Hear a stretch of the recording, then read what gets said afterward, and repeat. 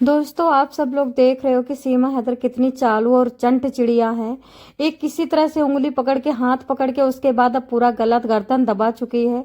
Starting से इसने बोला इस कमरे के अंदर रह लूंगी, कमरे के अंदर जिंदगी काट लूंगी, कहीं नहीं जाऊंगी, छत पे नहीं जाऊंगी। ऐसे कसम खाया, बोला मेरी इज्जत होती है, मुझे मेरी मौत इंतजार कर रही है, पाकिस्तान में एक लंबी मौत इंतजार कर रही है। मतलब ऐसे ब्लैकमेल किया कि मैं मरने वाली हूँ, मुझे मार दिया जाएगा।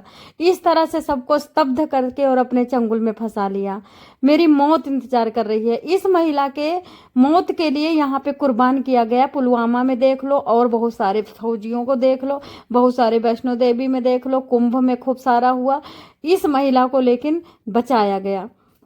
अब ये महिला उन एरियो पे जाने के लिए बार बार, योगी जी मैं राम मंदिर जाना चाहती हूँ, जिसको राम मंदिर संदिग्ध एरिया है, राम मंदिर को उड़ाने की इन लोगों ने कसम खाई, पाकिस्तानियों ने बैठ के सऊदीया में। ठीक है, उसके बाद इन लोगों ने शपथ खाई कि राम मंदिर के अलावा एक बहुत बड़ा हब है जहाँ पे बहुत भीड़ होती है, वृंदावन। उसके बाद काशी विश्वनाथ, जहाँ पे महाकाल जी रहते हैं। उज्जैन में कई बार आपने देखा कि 2 किलो आरडेक्स पकड़ी गई थी। उज्जैन में बहुत सारे बम पकड़े गए थे। और उज्जैन में बहुत सारे लोग ऐसे भगवा मुस्लिम बने हुए जो कि पकड़े गए थे, बांग्लादेशी। अब आप समझ सकते हो कि ये कनॉट प्लेस को भी अब निशाना लागे साधेगी, क्योंकि दिल्ली की जो आत्मा है वो कनॉट प्लेस है, दिल्ली के जो आत्मा है चांदनी चौक है। चांदनी चौक भी ये जाके सब निशान लगा चुकी है। जो टाइमर रखा था उस टाइमर सीमा हैदर के हिसाब से रखा हुआ है। लेकिन सबसे बड़ी मूर्खता तो देखो भारत देश की, ना तो सीमा हैदर का ट्विटर, ना तो सीमा हैदर का टेलीकॉम, ना तो सीमा हैदर का इंस्टा, ना तो सीमा हैदर का फेसबुक, ना तो सीमा हैदर का व्हाट्सअप। कुछ भी सर्वाइलेंस पे नहीं है, नहीं है, नहीं है। ठीक है, इसकी हंसी बताती है कि इसको पूरी तरह से सीबीआई ने फ्री छोड़ रखा है, पूरी तरह से इसको पुलिस ने फ्री छोड़ रखा है। इसकी तरफ से निश्चिंत हो गए कि इसकी धूर्तता किसी को नहीं पता।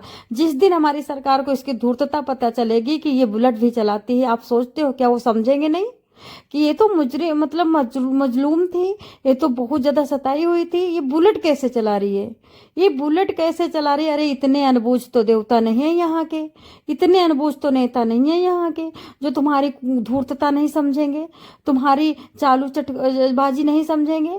अरे कौन ऐसी दुनिया में सताई औरत है जो बुलेट चला लेती है। इसका मतलब पूरा क्लियर हो चुका है, ये वेल ट्रेंड है और ये चिन्हित कर रही है उन जगहों को जहां पे हमारे भारत देश का ज्यादातर हिंदू हो। ठीक है, इसके चेहरे की हंसी इसलिए बताती क्योंकि इसका मोबाइल सर्वाइलेंस में नहीं है। इसके चेहरे की मतलब आंखों में इतना स्वार्थ भरा पड़ा है और आंखों में विनर विनर जीत इसकी बताती है कि इसकी कोई जांच नहीं हो रही है। और इसको सनातनी एपी सिंह ने पूरी तरह से ऊपर से बता दिया कि सताई हुई थी, मारी जाती थी, पीटी जाती थी और वो सनातनी बनना चाहती थी, सनातन धर्म में आने के लिए अलावा बस इसके अलावा कोई कुछ भी नहीं जानता है।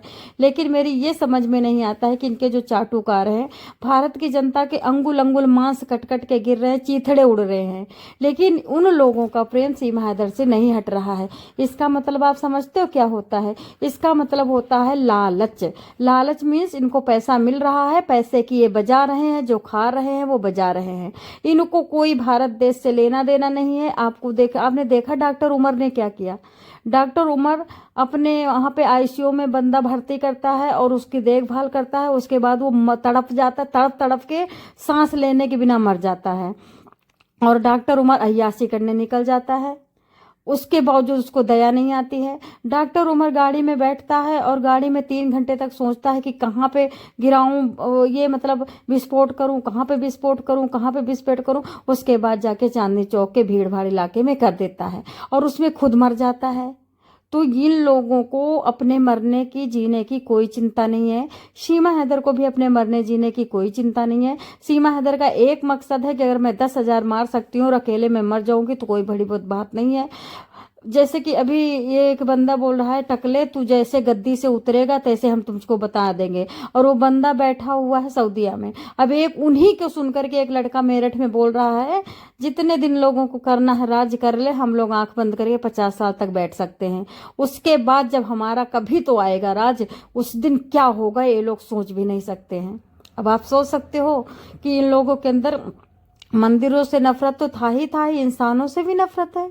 कितनी नफरत है मैं क्या बताऊं। उस नफरत में ये झुलसे जा रहे हैं, मरे जा रहे हैं, मौत आ रही है इनकी। और भारत देश को मिटाने के लिए सीमा हैदर ने अपना पूरी बॉडी बांट दी है, बॉडी की नाव चला दी है, अपनी बेटियों को बेच चुकी है, इज्जत का पूरा छीछा लेदर डस्टबिन बना दिया है। लेकिन भारत देश उड़ा के रहेगी, चाहे इसके शरीर पे भारत देश के सुअर चढ़े, फिर भी इसको कोई शर्म की बात नहीं, क्योंकि इसका एक मकसद है भारत उड़ाना। तो अभी लास्ट में बोलना चाहूंगी कि मेरे को अभी भी मेरे पास वो बंदे हैं जो कह रहे ले डीजे लाओ हम इसको भगाते हैं। जब तक जनता नहीं उतरेगी रोड पे तब तक ये नहीं जाएगी। कोर्ट का सहारा मत करो, कोर्ट को सीमा हैदर खरीद चुकी है। आप भूल गए जज बिकते हैं भारत में, आप भूल गए पुलिस बिकते हैं भारत में। आप सब पुलिसों को एक साथ नहीं ले रही हूं मैं, उन मक्कारों को ले रही हूँ जिन मक्कारों ने भारत देश में एंट्री करवाई है घुसपैठियों को। आप भूल गए कि घुसपैठियों को कितना अंदर एंट्री करवाया गया है, किन सरकारी प्रशासनों ने करवाया है। तो सब लोग एक जैसे नहीं है, अच्छे लोगों की कोई गिनती ही नहीं है, अच्छे लोगों को कोई पूछता ही नहीं है। तो अब मेरी बहनें कोई हो मेरे साथ तैयार हो तो चलो, 100 लोग चलते हैं। हमारे पास बहुत बड़े बड़े प्लान हैं और इसको भगाने में अपना टाइम लगाते हैं। घर का काम तो सब लोग करते हैं, बीबी को खुद सब लोग करते हैं, बच्चों को खुद सब लोग करते हैं। भारत देश के लिए जो करता वही असली काम है। अगर आप लोग 84 लाख योनि में नहीं जाना चाहती हो, दोबारा बार बार बुढ़ा और बीमार होकर के धरती में नहीं आना चाहती हो, तो घुसपैठियों को भगाओगे, भारत देश के लिए कुछ काम करोगे, श्री कृष्ण खुश होंगे और हम लोगों को बैकुंठ में धाम मिलेगा। जो मरने के बाद बैकुंठ धाम जाना तो सृष्टि की रचना